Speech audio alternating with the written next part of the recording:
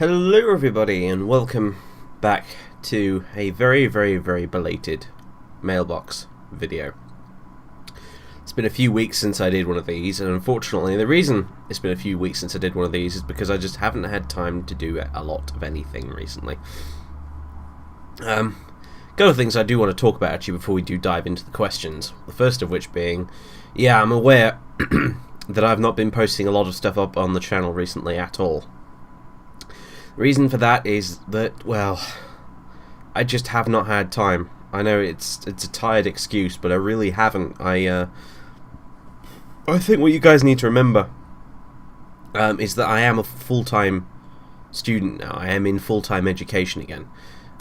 Back when I was doing this channel for, well, most of it, I was really kind of just not. I was either in part-time education or I was unemployed. Indeed, this YouTube channel in many ways began because I felt like I needed something to do during a lot of the period after I had finished sixth form in college, and I wanted something to do that would, you know, keep me going when I had a long periods of waiting before I could try and go to university, and something that would basically keep me sane on a day-to-day basis, some sort of project to work on. And that's how this kind of YouTube channel began in many ways. And so now I'm in full-time education at university. Things are different now. I mean, I love doing this channel. I love making my Let's Plays and all that kind of stuff. But at the minute, I'm really struggling to actually find time to actually do the videos. And unfortunately, the channel's suffering a bit as a result. I'm doing my best. I'm going to make a concerted effort soon to really up the ante a bit. Because, frankly, it's getting to the point where, and it's a shame it has got to this point, but, well, you know, real life sucks. But, yeah, I really do need the money that this channel brings in these days. The loan I get from the government to pay for all my expenses as a student is pretty rubbish, to say the least. And without wanting to complain about it too much, because it'll get political,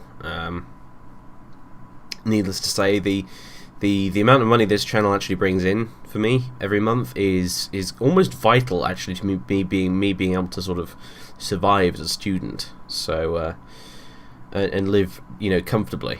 So anyway, enough of that sort of nonsense. Yeah, basically, I've not had a lot of time to be sort of doing stuff, I'm afraid. And in the near future, I don't know how things are going to be going. I've got a lot of work I need to be doing at the minute, and a little bit behind on it, but it's all under control for now. But yeah, I've got deadlines to meet, that kind of thing. I cannot sit around for hours and hours every day recording videos like I used to. It just doesn't happen.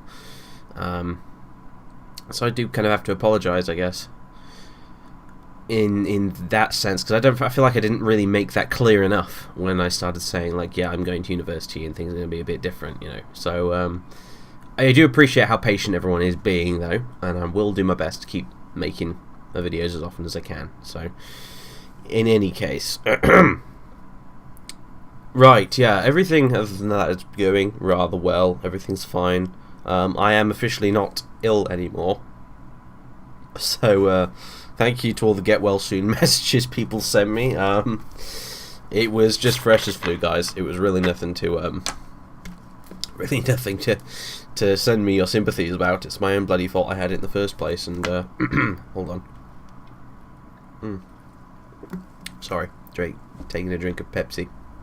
I know, terribly professional of me to do that in the middle of a video, but whatever. These Mailbox videos are always a bit casual anyway. So yeah, I'm no longer ill, but I am injured, interestingly enough. As some of you who follow me on Twitter will probably be aware, I did manage to injure my knee quite badly. There's kind of a bit of a story behind that. Basically, of late, I've started going airsofting. I don't know whether I mentioned this or not in one of the previous videos, but in any case, I started going airsofting. It's an interesting sport that I've wanted to get into for quite some time, and now I've finally had the opportunity, because here at university there are plenty of people who do go airsofting, and there are quite a few sites near here that you can go to. And I recently attended a night game. It was a sort of Halloween type job, and yeah, it took place at night, and it was very dark. And to cut a long story short, I managed to lose my footing in the dark, fell over, went splat onto the concrete, and quite badly injured my leg. I managed to get a load of sort of bits of grit and gravel stuck in it, including one very sharp bit of stone, which sort of got stuck in there for about 10 hours before I managed to get to accident and emergency at the hospital and get it removed. So nasty business. But in any case, yeah, again, like I said before, with the other thing, this was sort of totally my fault. So really, while your sympathy is appreciated, it's misplaced, quite frankly. So yeah, but yeah, I've started doing airsofting. It's a heck of a lot of fun. I've been babbling away on my Twitter account, as some of you are no doubt aware, about airsoft related stuff for a little while now. I did. One or two people did say that they would be interested in me doing some videos, some airsoft related videos, which, you know, I guess I didn't think anyone would really be that interested, but if people are that interested, I guess I can probably do something like that. I haven't been doing it for very long, so I can't offer any sagely words of wisdom or anything like that, but you know, if that's something people are interested in, I guess I can oblige, I suppose. But yeah, I mean, I could show you my gear and guns and that sort of thing, I guess. I decided not to do it in this mailbox video, just simply because people probably wouldn't be interested, as far as I was aware, anyway. But yeah, I wanted to. Excuse me. One or two people did say they would be interested in. Also, not only that, but they wanted me to film one of the games I went to, which obviously I couldn't really do because I don't really have a proper camera, to be honest with you. But you see, the thing is, I mean, I went to one of the games I went to. They did have a guy there who had a GoPro camera, which is, you know, a camera that a lot of airsofters use when they want to film what they're doing, because you can mount it onto a gun or you can mount it onto a helmet, and it's actually quite good quality. And they're not horrifically expensive either. So, you know, if it's something I think that's worth asking you guys, if you are actually interested in seeing me do airsoft stuff on this channel, I could eventually down the line invest in something like a GoPro camera, and I could actually film some games and stuff. But you know, it's only really worth it if people are actually interested in doing it, because it's not cheap, you know. But anyway, so yeah, there you go. That's what I've been up to anyway. And yeah, so anyway, that's nothing really else to say, is there? I have this horrible feeling I'm forgetting something important I was meant to say, but I really of course, right, there was something something I meant to say, right? Okay. Yeah, those you were actually watching War Thunder clips in the background, I imagine, at this point, because I have loads of these things lying around. War Thunder doesn't actually have like a proper replay system that really works very well, so generally speaking, when I'm making War Thunder videos, what I'll do is I'll play a bunch of games and then I'll record all of them and then just delete the crap ones, or keep a few of them lying around so I can use them as background footage for these mailbox videos like now. So basically, anyway, so, you know, War Thunder, right, yeah. You may have, those of you who do watch the War Thunder videos, you will have noticed I was playing with a game with Idris recently. That was the Battle of Britain video I put up. Idris has actually, for a little while now, I just completely clean forgot to mention it, he has actually started a Steam group, you know, a group on Steam called Jingle's 1215th War Thunder Squadron. It's kind of just a sort of group. It's not like an official clan or anything like that, but yeah, he did make it. It's got a few members already. if you guys are interested in sort of doing War Thunder stuff, maybe you guys want to consider joining it. I'll see if I can put a link in the description or whatnot. But yeah, I did say a while back that I was going to try and do some sort of subscriber battle royale type things like we did in the charity stream a while back now. Yeah, and I haven't forgotten about that, and being able to communicate via that Steam page would actually be a good way of organising this sort of thing. So yeah, if you guys are sort of interested in that kind of thing, and you know, it's a good place that, you know, people can sort of go on, and you guys can just sort of squad up and fly some games around and stuff like that, and I can squad up with you guys and play some games and that kind of thing. It's all good fun. So it's a way of communicating with people who are interested in playing War Thunder and that kind of thing. So yeah, go, you know, like I said, it's not really a clan or anything like that, so, you know, don't treat it like that, I guess. But yeah, it's there, it exists, and go ahead and, you know, join the group on Steam if you're interested. At some point, I'm going to be doing one of these subscriber battles I mentioned. I just haven't figured out exactly the details, and I need to sort of set aside an evening whereby I'll actually be able to do it, and that's a lot easier said than done at the minute. So, but at some point it's going to happen. So, you know, don't worry about that. Anyway. Yeah, so that, I believe, is all the kind of random announcement bollocks out of the way. So let's answer some questions, shall we? Since that's what we're kind of here to do, really. So the first question comes from JJ2 Gamer, who I believe I might have answered questions from before, but I don't play favourites with the questions. It's literally just whichever ones pique my interest. Those are the ones I choose to answer. But in case anyone accuses me of doing that. So yeah, JG2 Gamer asks, since you like aircraft, I was wondering what do you think about warships? And the answer to that is I sort of know absolutely nothing about warships. Like, my knowledge of warships is, yeah, you know, it's kind of like, it just doesn't exist. I've never really been interested in warships in any sort of significant, serious way at all whatsoever. I know what a battleship is, I know what an aircraft carrier is, and that's about it, I'm afraid. I don't find them uninteresting, if you know what I mean. It's just I've never really got into it for whatever reason. Ships aren't really as exciting as aeroplanes are, as far as I'm concerned, and as far as my young self was concerned, which is when I kind of learned a lot of this stuff to begin with. You know, and he says, and to add to that, what do you think of, or what do you expect of, War Thunder fleet units and World of Warships, and will you be playing them? Right. So for those of you who don't know, War Thunder is going to be adding ground combat and naval combat into the game as well, in addition to the air combat which already exists.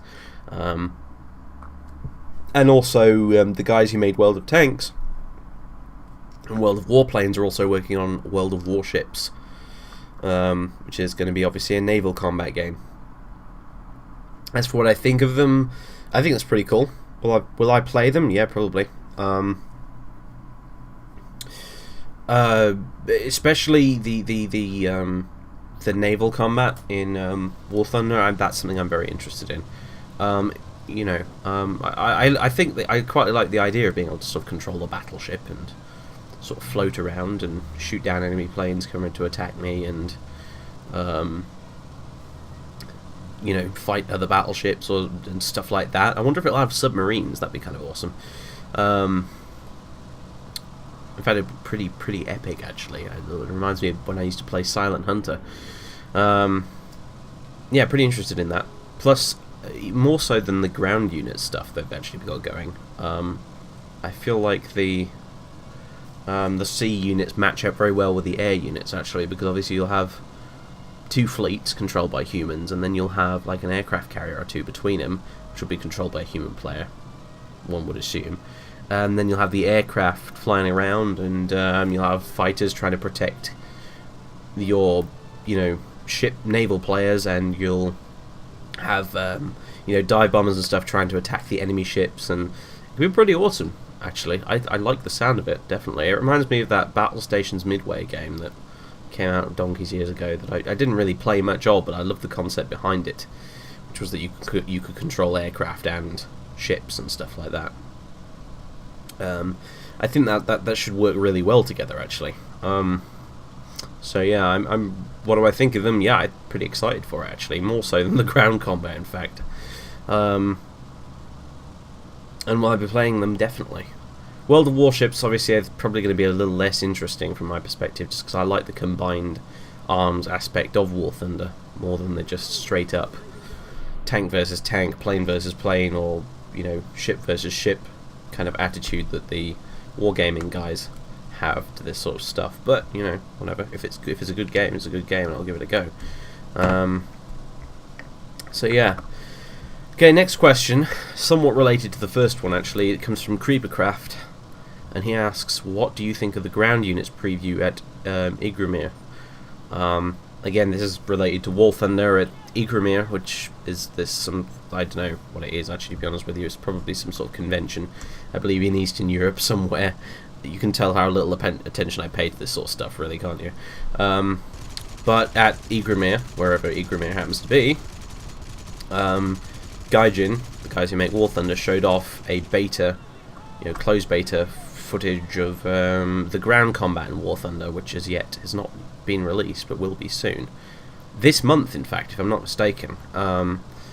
What did I think of the preview? Pretty cool, actually. I'm going to be honest here and say that ground units have never really interested me that huge amount. I mean, it's one of the reasons I never really got hugely into World of Tanks, is because I kind of don't... I mean, tanks are okay, but I really never found them fascinating and exciting in the same way I did aeroplanes. I've been to Bovington Tank Museum, which is a fantastic place, and tanks are very interesting things, but I never really had a huge passion for them in the same way I did for aeroplanes. Which is why I've been kind of a bit like, yeah, okay, ground combat will be cool, but I've not been, seriously hyped for it, because I'm quite content with the air combat, frankly. As for the preview itself, though, it looked kind of interesting. I was really kind of perplexed by exactly how they were going to have human players control tanks with aircraft flying around at the same time, because I just couldn't get my head around this whole idea that you could just be driving along in your tank and then have a Stuka drop a bomb on you and then that'd be it, and there'd be nothing you could do about it. But I thought the way they did it, whereby they made ground units practically invisible by not giving them little target tags like you can see here on these airplanes in this video, which therefore made them very, very difficult to spot from the air. I thought that was ingenious, actually, very clever indeed. Makes attacking ground units from the air, which is probably what I'll be doing a lot of, really, because, I personally find that more fun than driving a tank. But, it does make doing ground attack in something like a Stuka a lot more rewarding, because you've got to go fly around and you've got to find those enemy tanks and you've got to take them down. And it encourages a bit of communication between the players as well, because you guys on the ground, you're going to have to those guys are going to want to radio in air support, basically. They're going to want to communicate with the guys in the air and tell them where the enemy tanks are and where they can take them out. Obviously, there's concerns. I mean, War Thunder's kind of it's sort of infamous almost, I suppose, these days for its friendly fire incidents, and I can already tell that there's going to be a heck of a lot of those with the ground and air combat. I can see a lot of friendly tanks being blown up by bombs being dropped on enemy tanks that are far, far too close. And the friendly tanks getting caught in the splash damage and being destroyed, and it's going to cause a lot of grief, and, well, I'm thinking maybe in arcade mode they should just make it so that friendly planes can't hurt friendly ground units. Just in arcade mode. Frankly, that would seem to me like the most sensible thing to do. Because no one really cares about realism that much in arcade mode anyway, so... Anyway. What I am interested in seeing is because, well, as far as the ground combat actually goes, as in tanks versus tanks type stuff, obviously it looks very similar to World of Tanks or whatever, just slightly flashier graphics.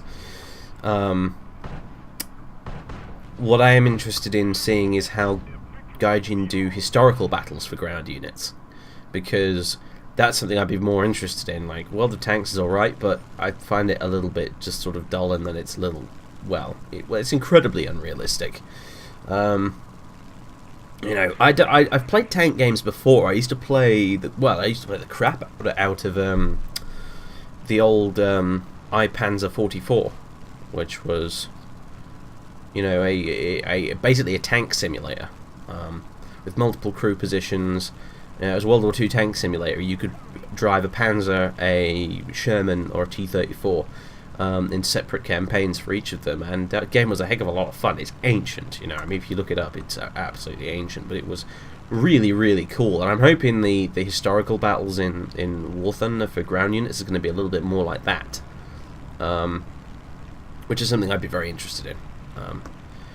So yeah, there you go. That's my opinion on the whole ground combat thing. I'll probably be doing plenty of it.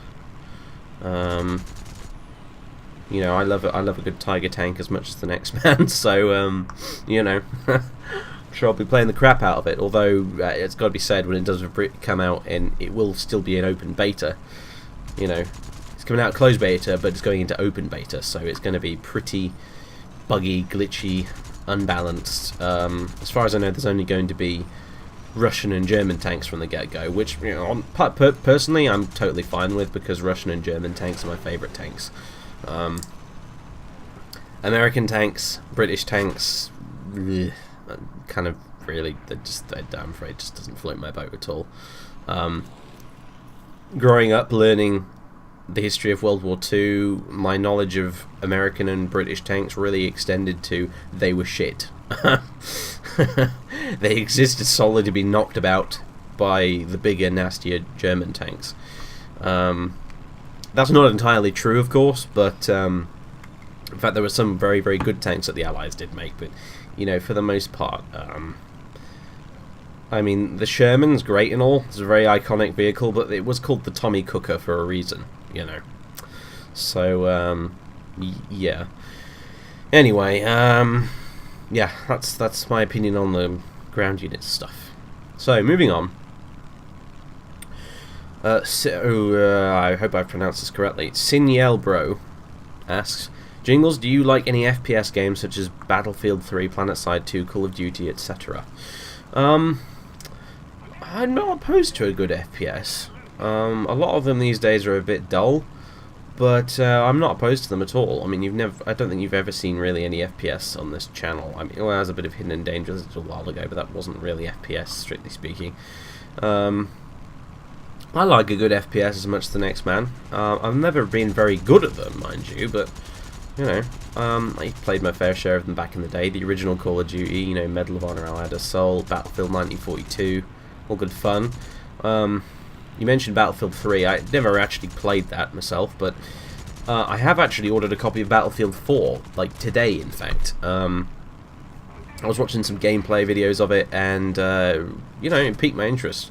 I haven't played a Battlefield game since, well, the Vietnam expansion for Battlefield 1942, I think. You know, it looks like fun. It does. It really does look like fun. I haven't played it. Well, let's see, the last game like that I played was probably PlanetSide 2, which I got into a little while back, but kind of lost interest in. So, yeah, I'm kind of looking forward to that. It looks like fun. I used to enjoy the crap out of the Battlefield games, and I'm hoping they're still as good as they used to be. I'm sure you guys can argue about that in the comments for a million years after this video is up. But, yeah, so, I do kind of like FPS games. Older FPS games as well, obviously, are quite fun. I like the old Wolfenstein games, that sort of thing. The original Unreal. Holy crap, was that a fun game. I used to play the crap out of that thing. You know, PlanetSide 2, like I said, I did play that for a bit. I was awful at it. I didn't know, well, I never really sort of managed to get into an outfit, they call it, you know, just kind of like a clan or whatever, and I didn't manage to play it with people very often that I knew and could communicate with, and so obviously it was naturally a pretty frustrating experience for me, really, playing as playing PlanetSide 2 usually is if you're playing it solo. So I kind of lost interest in it, really. As for Call of Duty, oh, everyone loves to shit on Call of Duty, but well, the Infinity Ward Call of Duties are the ones I sort of really don't like. They're the ones that kind of, they have no fucking imagination whatsoever, and they really are just the FIFA or Madden of first-person shooters. But you know, some of them are good. I love the Treyarch Call of Duties. I think those are always pretty good. I believe they did World at War, I believe, and I love World at War. I think it's a fantastic FPS. Well, you know, maybe I should rein it in a little bit. Maybe not fantastic, but it was good fun. I've completed it a whole bunch of times. You know, Nazi Zombies was great and all that. So, you know, yeah, World at War. Ooh, I should really go back and play that at some point. I played the first Black Ops, and yeah, I'd be lying if I said I didn't enjoy it. And you know, Modern Warfare. The original Modern Warfare was actually pretty good. I used to have that on the Xbox. Good times. So yeah, I like my Call of Duty. Like I said as well, I've played the original Call of Duty. I've owned that for quite some time. More than once, actually, because my discs ended up getting sort of a bit knackered for them, so I had to buy new ones. And Call of Duty 2 was fairly good as well, so yeah. And I think I even played Call of Duty 3 briefly, because I had it on the Xbox 360. It didn't come out on PC, that one. It was a console exclusive for whatever reason, which is a bit of a shame, because I found it quite fun. And I remember it having a pretty kick-ass theme tune on the main menu. That's one of the things that sticks in my mind. It's been ages since I played it, and I barely remember anything about it, to be honest. Other than you could play as the Poles and the Canadians, which was kind of cool actually, because you never see that in an FPS usually. A World War II one anyway. But yeah, I remember it having a pretty kick-ass theme tune. So yeah, I've played almost every Call of Duty to date. Now I think about it, which is odd because I've never really been that into them. But whatever. If it's fun, it's fun. Who the hell cares? So yeah, I do like and play FPS games from time to time. To answer your question, I just don't mention it much on YouTube really, because it's not. I don't know. It's not really why people come to my channel, is it? FPS games, but whatever. So anyway, moving on. Dwayne Builder asks, what is your favourite type of cheese? Well, to be quite honest, my favourite type of cheese is actually goat's cheese. Not crappy goat's cheese though. Like you get French goat's cheese. That stuff is goddamn amazing. You know, cheddar is nice and all that, but you know, goat's cheese is just something else. It really is. I can eat that stuff straight out the packet, and it's just glorious. An acquired taste, I'm sure. I think a lot of people will probably take one bite of it and recoil in horror, but I love that stuff. I used to go to France quite often during the summer holidays, and I sort of acquired a taste for all those soft, squishy, smelly French cheeses, and I've loved them ever since.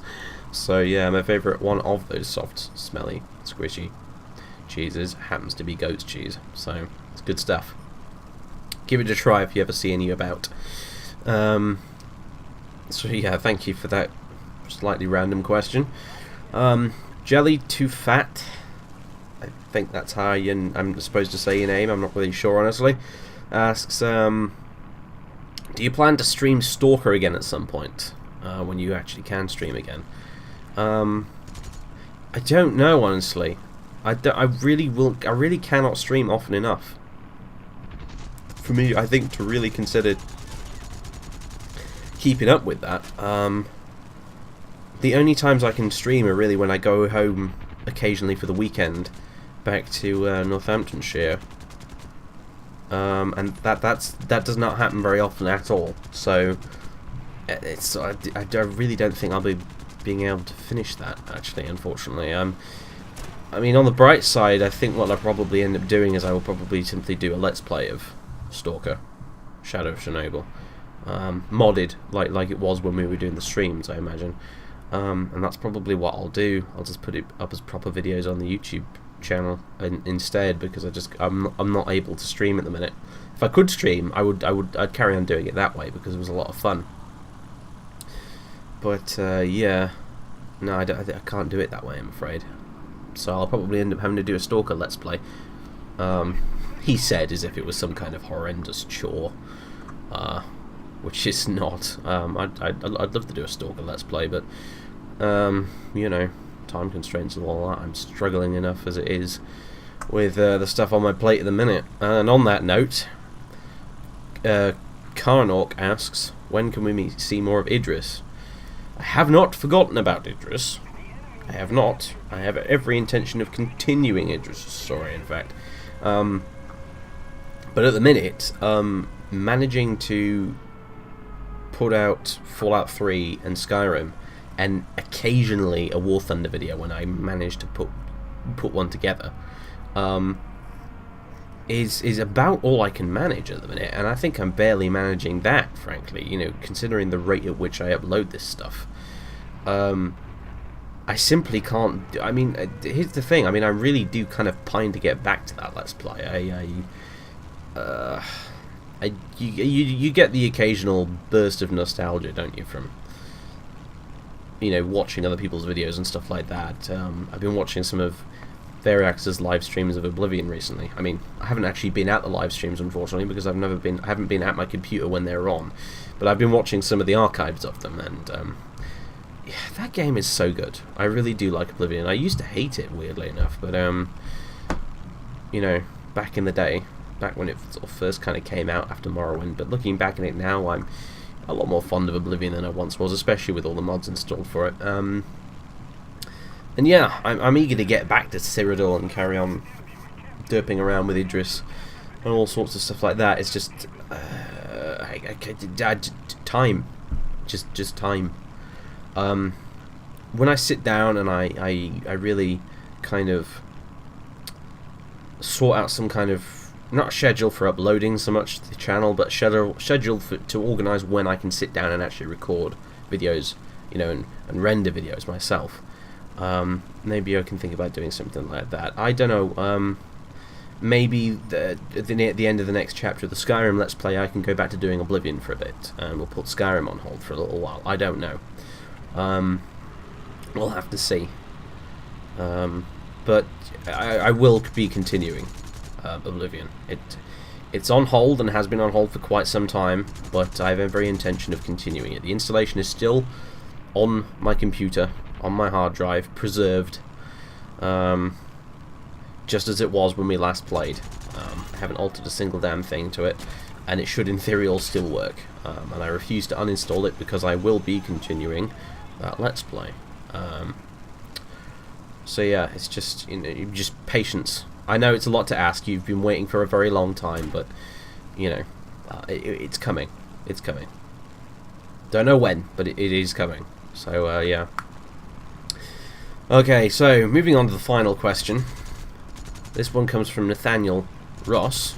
This is one heck of a question as well, gotta say.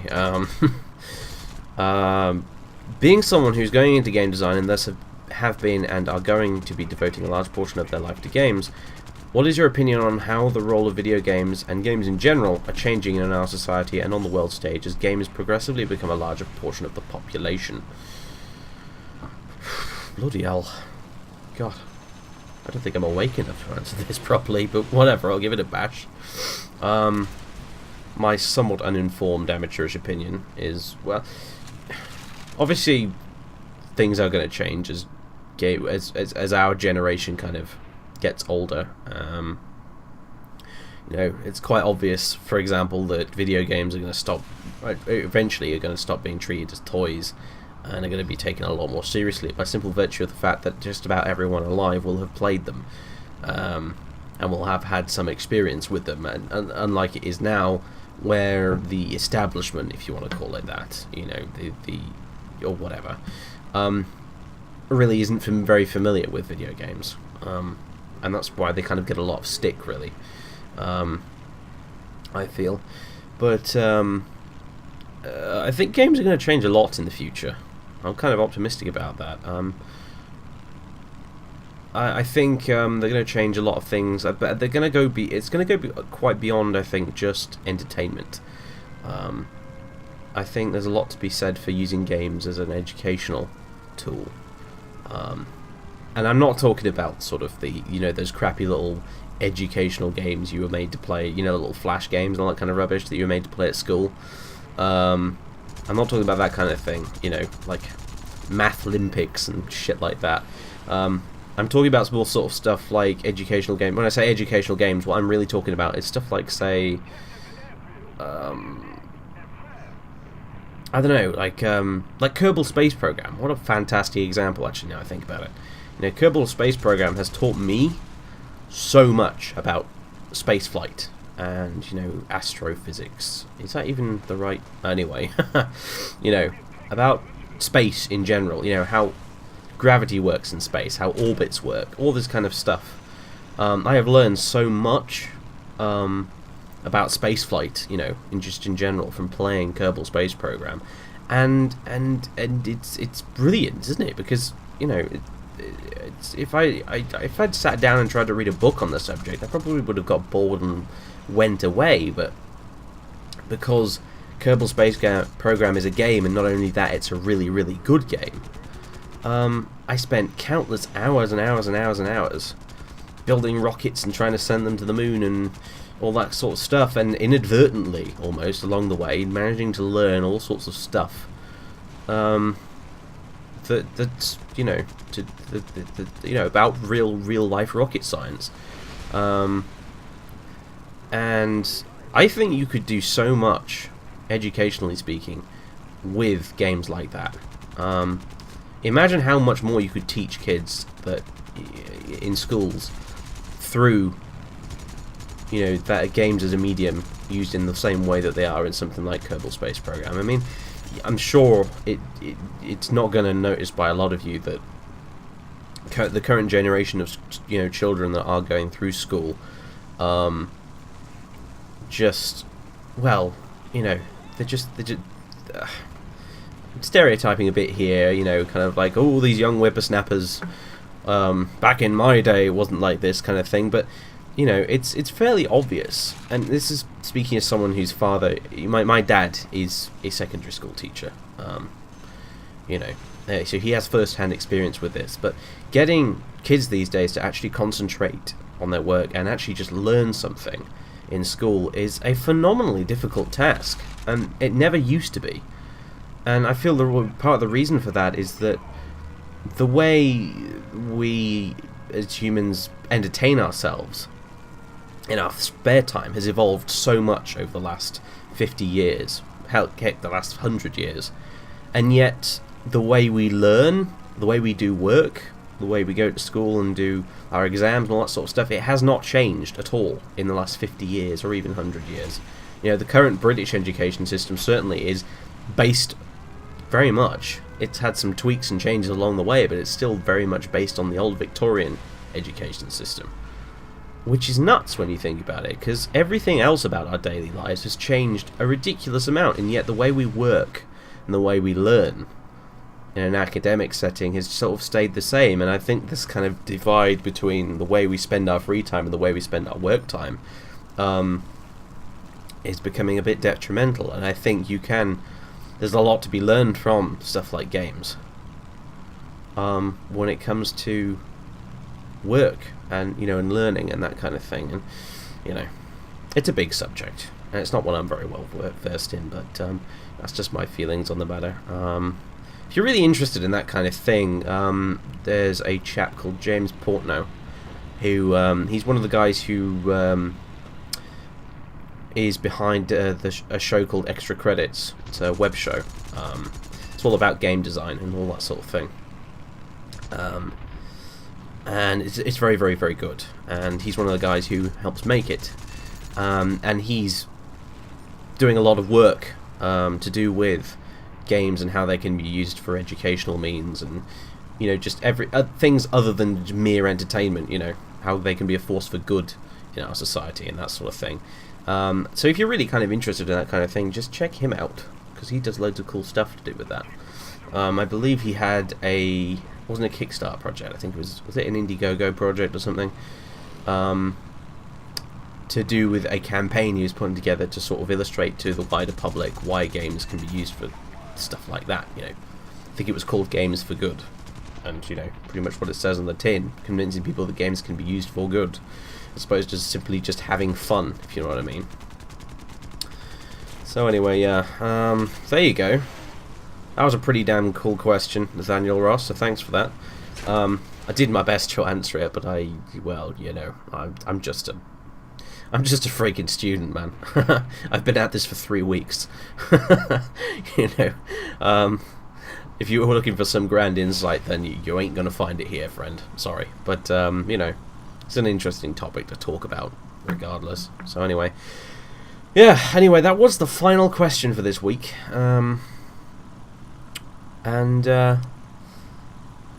Yeah, thanks for tuning in. I really do apologise once again for the lack of stuff being put up on this channel. I'm going to be trying to address it. Just real life's going and getting in the way, like it generally tends to do. But yeah, so anyway, have a nice week, everyone, and I'll see you all again. Well, if not soon, then as soon as is humanly possible. So anyway, yeah. Okay. Thanks for watching, everyone. Ciao for now.